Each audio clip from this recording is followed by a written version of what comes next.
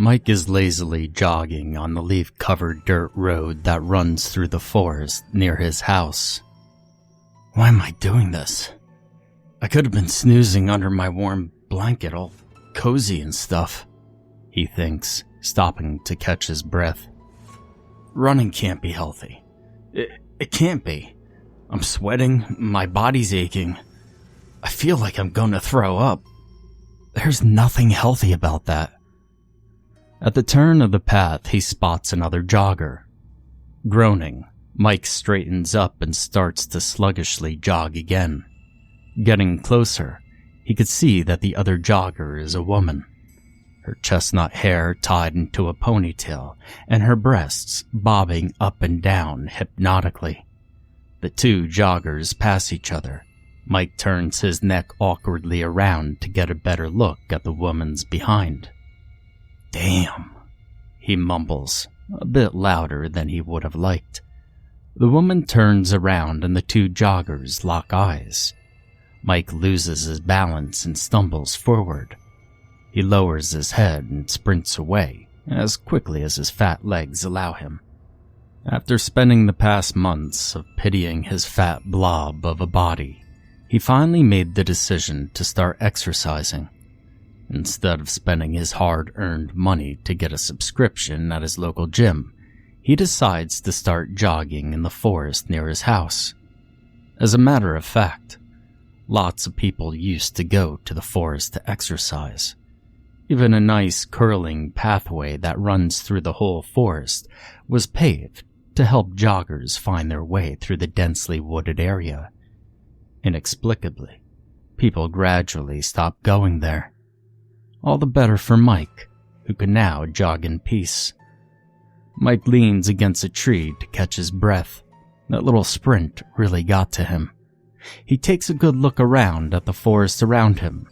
The tall trees provide nice, thick shading, and the birds chirp lovely, cheerful tunes. His vision gets lost in a sea of brown and red leaves, and he breathes in the earthly smells of the forest. The tranquility of the woods calm his nerves and soothes his spirit. Mike, for the first time in his life, feels connected to the natural world around him.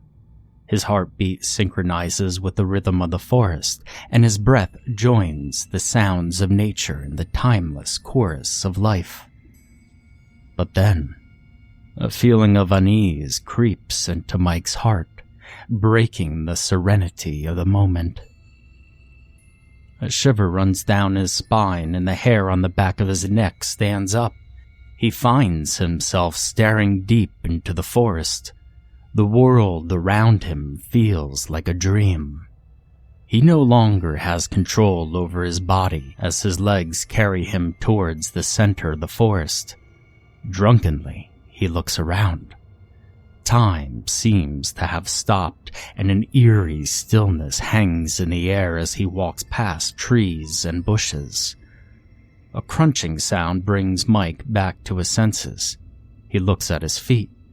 He has stepped on a twig, snapping it in half.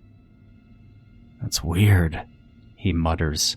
Confused, he walks back to the paved path. Silence has fallen over the woods, and he can't shake off the feeling that something sinister lurks in the bowels of the forest. After a few minutes of uneventful jogging, he sees something out of place in the distance. He squints, but he can't make much out. When he gets close enough to the weird object, he realizes that it is simply a chair. A chair out in the woods. Mike can't help but feel a bit weirded out by a chair abandoned in the forest. It seems off. Next morning finds Mike once again jogging across the muddy trek. My God, my body hurts so badly. The sky is painted a dull gray, with dark clouds hovering ominously low above ground.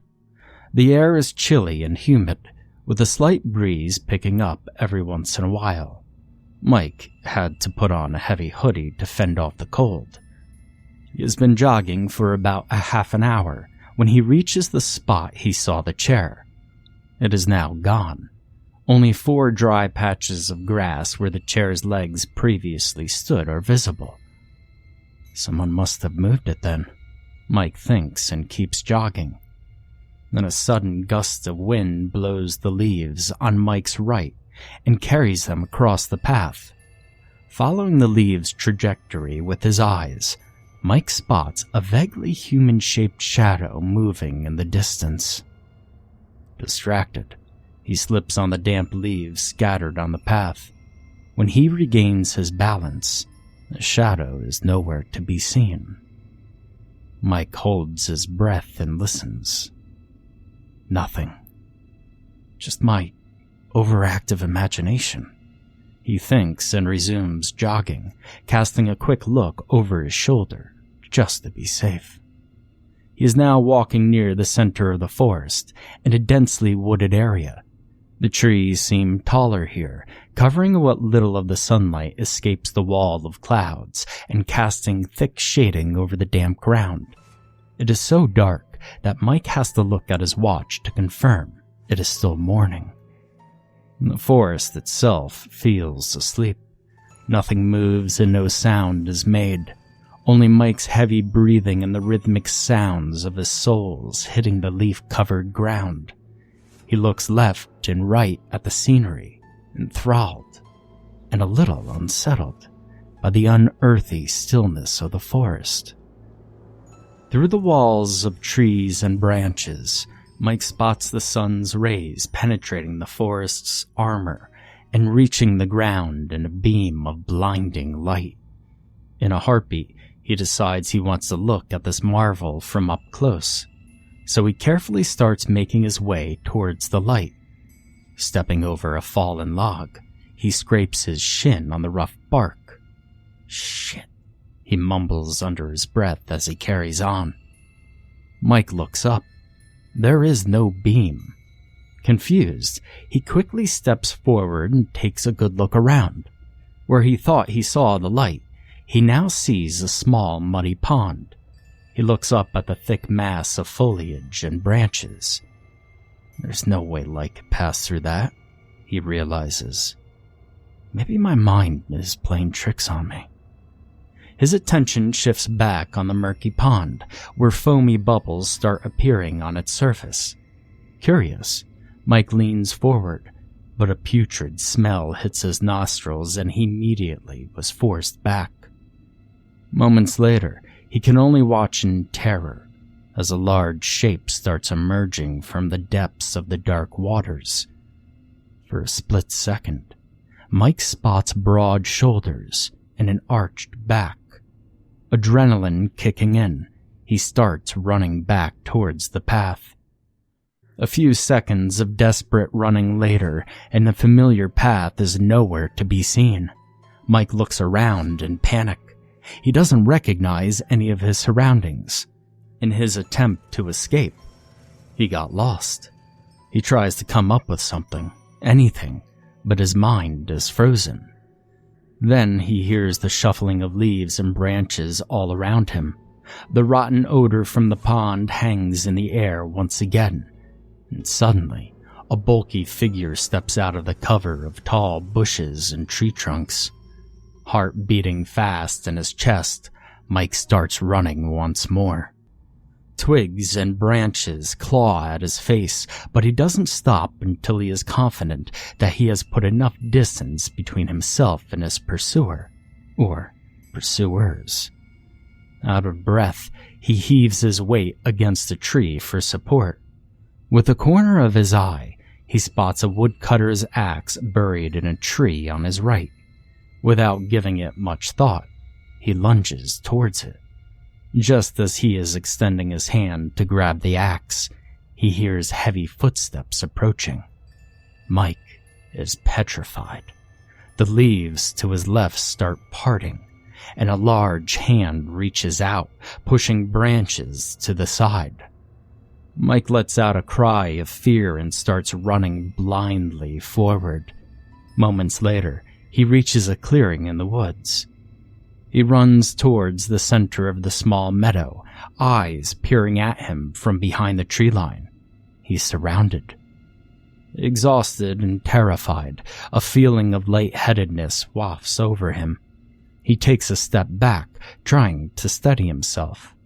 A circle of chairs lay in the corner of the clearing.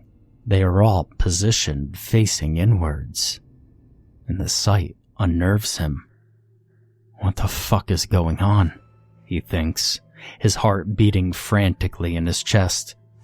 Before he can react, something hard hits him on the back of his head, and he falls unconscious on the ground. His eyes open. The moonlight is shining bright on his face. He is sitting on a chair. He tries to move, but his limbs don't obey. The wind is blowing softly through the leaves and branches, which whistle a horrific tune under the breeze's gentle touch. Mike realizes he is still in the grassy clearing. He hears footsteps behind him, and panic grips his mind. The footsteps get closer and closer. He can now hear a heavy breathing just behind his back. In a frenzy, he looks around, desperately trying to find anything to help him escape. His gaze shifts to the corner of the clearing.